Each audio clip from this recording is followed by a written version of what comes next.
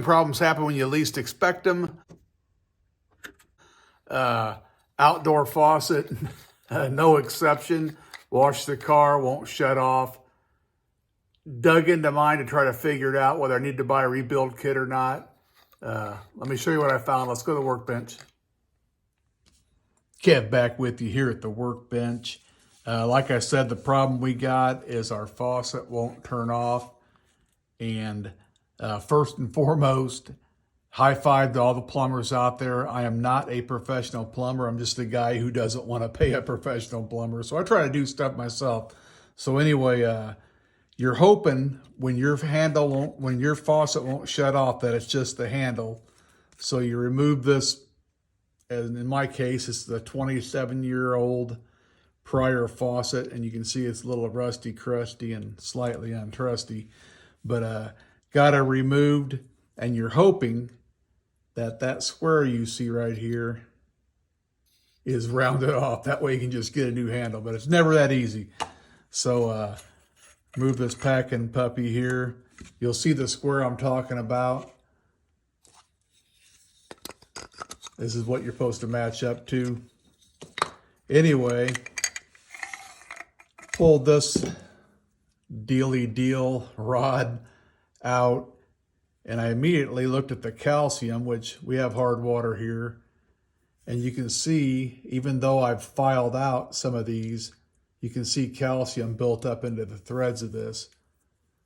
This is the outside here of your house, and it shuts off inside the house back here where it's warmer, and it threads in and shuts off. Anyway, I started to file these thinking that might help, and it did help a little bit, but it just kind of intrigued me on what's inside this faucet. I mean, like, I just wanted to see, so I dug into it. Here we go.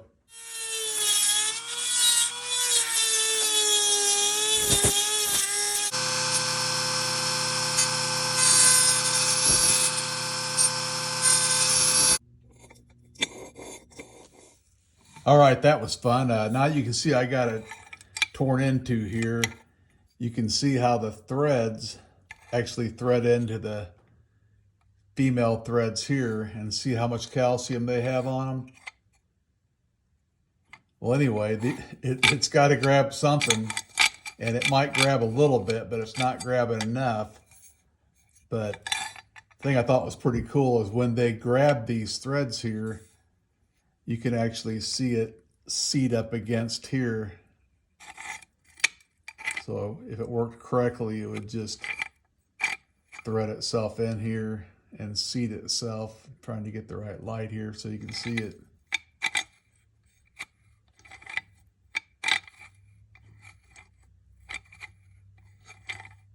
Anyway, you can buy all the rebuild kits you want and replace all the rubber, replace everything in the anti-siphon here, and it might still fail you. So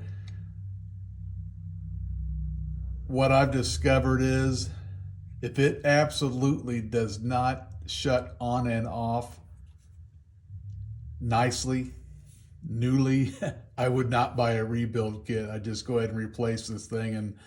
And I wanted to replace this anyway, because when they did it, you want this part right here on the outside of the wall, and they actually had mine inside the wall. Then they put a copper strap against the 2x4 here, which I always thought looked like crap. So after 20 years of living here, I decided to, well, I had to fix it, but I got it fixed right now. Thank you. I'll show you a picture of that here in a second. Bye-bye.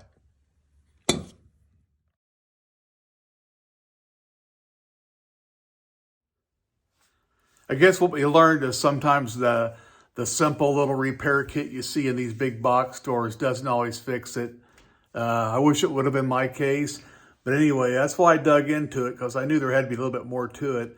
But I hope it helps you out. Hope you subscribe. I've got 100 so far. My next goal is 250. Never thought I'd even get 100, so took me forever, but here we go. Thank you. Take care. Bye-bye.